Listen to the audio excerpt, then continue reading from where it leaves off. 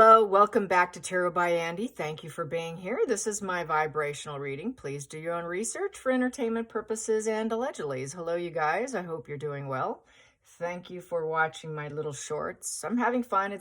I know a lot of you guys know the things that I'm putting in there, but I just hope that it gets in the algorithm and people are more likely to watch like a 1-minute clip or a 2-minute and go, maybe I'm not seeing things accurately as I thought. Because, we know People Magazine is a huge mouthpiece for them. And guess who else is now a mouthpiece? Drew Barrymore. Yeah, I just saw the drop on X that she did a surprise visit. I wonder who planned that. Surprise visit. Wow. Did she gate crash her show on Drew Barrymore's? A lot of people are saying Drew Barrymore has absolutely no boundaries like Megan. She hugs everyone. She's overly affectionate with everyone. I do kind of like Drew, but yeah, a lot of people say she's kind of cringe. I don't watch TV. I've seen some clips here and there, mainly on YouTube. But yeah, she's a very huggy person. So I could see her buying into it. I think Drew probably actually is very high vibe and has a lot of empathy. She's been through a lot. I don't think she's an addict like Megan, and I don't think she's on Colombian marching powder at all. But I think that her empathy is a weapon here. And, she's also probably most likely a leftist. And, so there's some common denominators there. And that empathy, as we know, is definitely needed in order to allow that low boundary to allow Megan in. And Drew does have issues with boundaries. It is definitely very obvious, although she can be nice and sweet and all that. She does have boundary issues, and that could go along with her upbringing. Being over-accommodating, low boundaries also is being people-pleasing. So there's that sort of lack of self-esteem and confidence when you are boundary-free and you're a people-pleaser. So she's doing some people-pleasing and using her empathy, really. So let's get some cards on that. I wonder what her end feeling was for Megan was. Megan probably kept her mask up pretty fairly well, being that Megan, that Drew is, a child of the industry. Since she was a child, infant. So, and Barrymore and none other. So how did that land? How did it end up? What was Drew's impression of Megan? Did she do good or did she do poorly? How did that go? And that, there's going to be a lot of people aren't going to like seeing that because there's so little fan base for Megan. Most people, for the most part, don't even care about Megan. The downvotes and all that is pretty massive, but there's a huge segment of the population that simply just don't care. They're like, Megan who? There really is a lot of Megan who, I don't really pay attention to Roy. I could care less. I don't care what she does. I don't care what there's just such indifference with Megan. And she's trying to get people to feel something for her. Personally, I don't think any of that will work. Since Netflix has turned off the comment section, it's not going to change anything. They did it once before. Doing it again is not going to change anything. It's at the category of Rotten Tomatoes. So let's get this. How did it end up being? What was the ending point? There we go. So Megan's at a crash and burn. I will take that first. Crash and burn. She's at a crash and burn. Things aren't going so well. So Drew, please help me out. Will you help me out? This is also a card of envy, and everything's gotten out of control for Megan. And, this is this overconfidence of trying to get out of the position of I'm not in control. Maybe I can flip this around and get a little ego inflation going on here. And it is the ends justify the means kind of situation because things are going so bad. So I'm willing to do whatever I need to do in order to win. This is a card of conflicting needs and desires, of fame and influence and building up to it. Well, it's crashing and burning. The whole thing is crashing and burning. This is an act of complete, utter desperation. The Chariot is a value of 7 and it's in reverse. So with that 7 in reverse, taking that test, that challenging test to do this, to succeed on Netflix has failed. The test has failed. She's had multiple, was it something I said I got was 8 viewing tests that failed.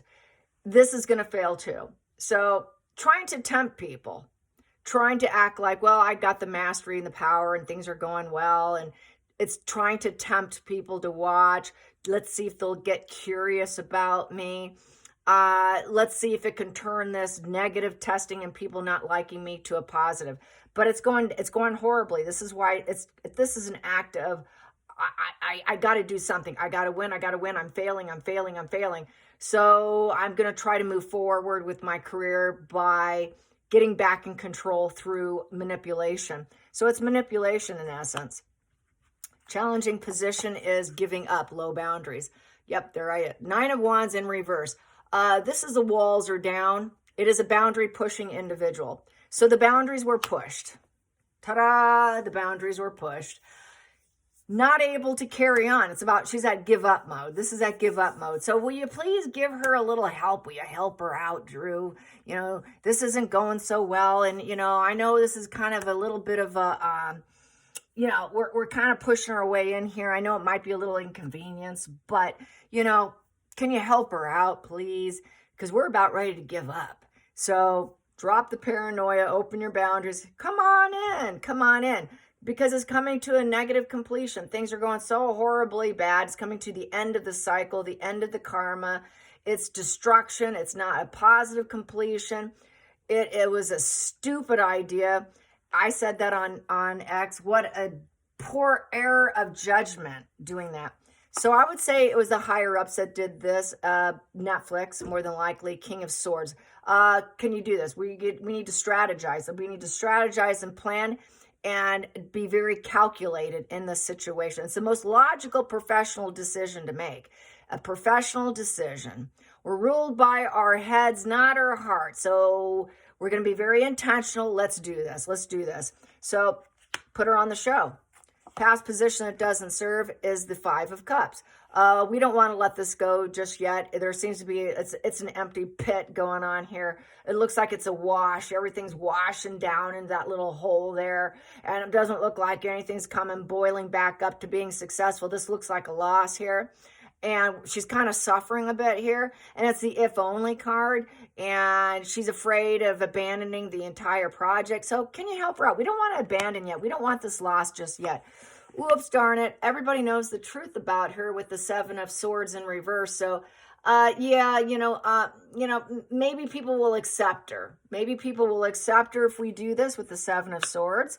If it looks like sort of this chummy, friendly, almost like an apology kind of thing by aligning herself with bigger people. So let's plan this situation. Let's make plans. Let's do this. And then, we can try to, let the world see what she's like. And the world is full of opportunities and we can travel and she can go on a traveling thing. So Megan's trying to go on her own traveling advertisement for Netflix, just like what Pam Anderson's about to do. Megan's doing the same thing. She's probably trying to hijack Pam and get on it before Pam does. So she made the plans. They made the plans. Let's do it. Let's do it now. You're going to LA and you're going to film. I believe she films in LA. Apparently she was in New York too, where she had her own screen party. The Royal Grift made a comment on my feed on X saying, girl, she's in New York right now. And I was like, hey girl, get over there and pretend to be a fan. And she could have done something. I don't know what she did, but there we go. Next position here. Feelings in the situation, nostalgia. Yeah, so she wants people to think of her as being kind. I'm a kind person. I'm a kind.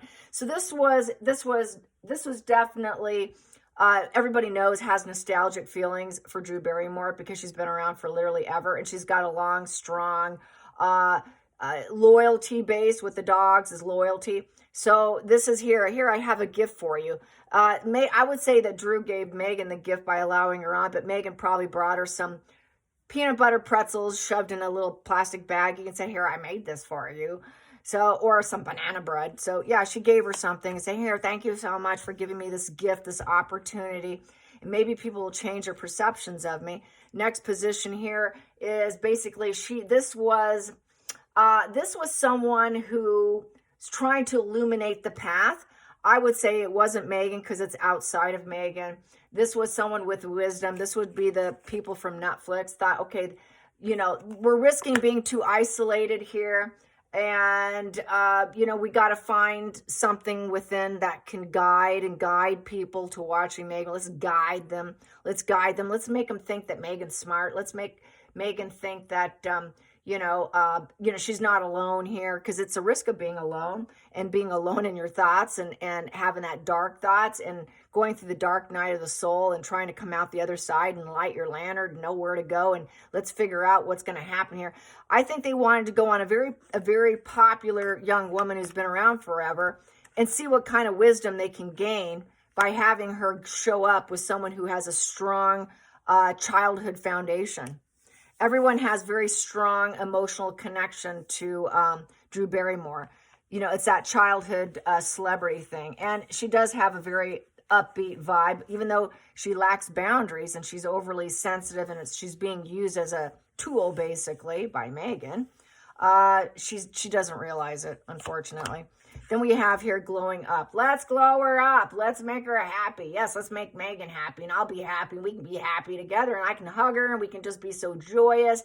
The absolute joy, success. Let's make this successful for Megan. Let's express this. Let's be all brightly optimistic of friendships and self-assurance and confidence. And it's also childhood issues. So we know Drew's had a very rough childhood, a very toxic childhood that she tries to hide. This here is hiding dysfunction from your past, and the past is gone. Here also is, there are some childhood issues and trying to glow up and heal from the situation. So this is why Drew is very much low boundaries. That's why she has low boundaries, but she probably wasn't sure she was going to do it. But let's do it. Let's act all honored and radiant joy, and let's just, we're working together, blah, blah. It's trying to fulfill a long-awaited goals, trying to help Megan with her long-awaited goals. And then the final outcome, oof, shame, shame, shame, shame. 5 of Pentacles, being scorned. It's not too good. See, this is what happens when you do stuff with Megan. Sorry, Drew. Poor judgment, poor judgment. Oh, it's going to bite her. It's going to bite her. So now she's going to be scorned. She knows Megan's been sort of probably a bit out of the establishment. And basically, it's going to be a blow to the ego for Drew. And it's very much trying to I was trying to help her because it's caring for the sick. I was just using my empathy. I allowed my boundaries to come down. I figured she was scorned so much and, running out of finances and just trying to overturn it, just trying to overturn the whole establishment of Megan being scorned. And I think she can relate to it because of what she's been through when she had her drug-riddled days. So she was trying to overturn it and help Megan and Megan's shame and being a lone wolf and out in the cold, facing poverty and nobody's coming to save her, a very crippled spirit. So she played on her emotions, depression, crippled spirit. It's all falling apart.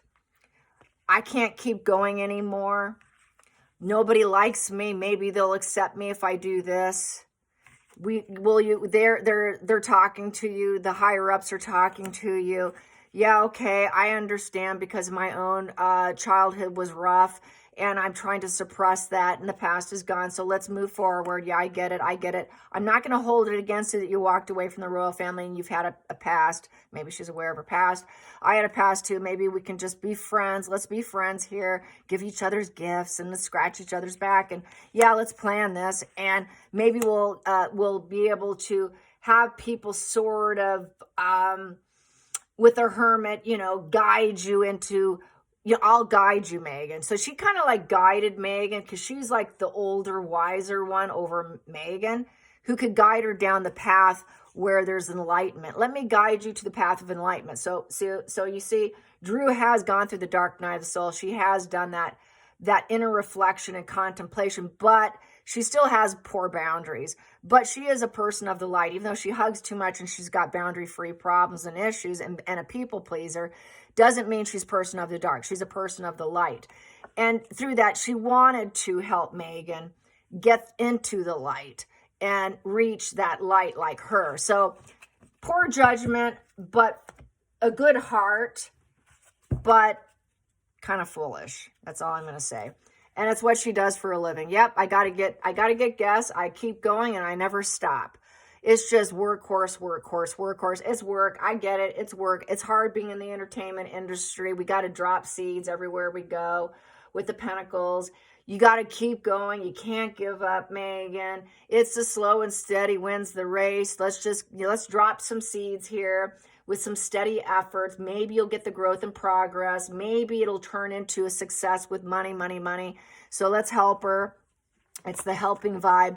And I'm the ruler. I'm an entrepreneur. I'm publicly acknowledged, popular, assertive. She's sort of, Drew is the alpha in the room. She's got that taking risk of charismatic and moving obstacles out of the way.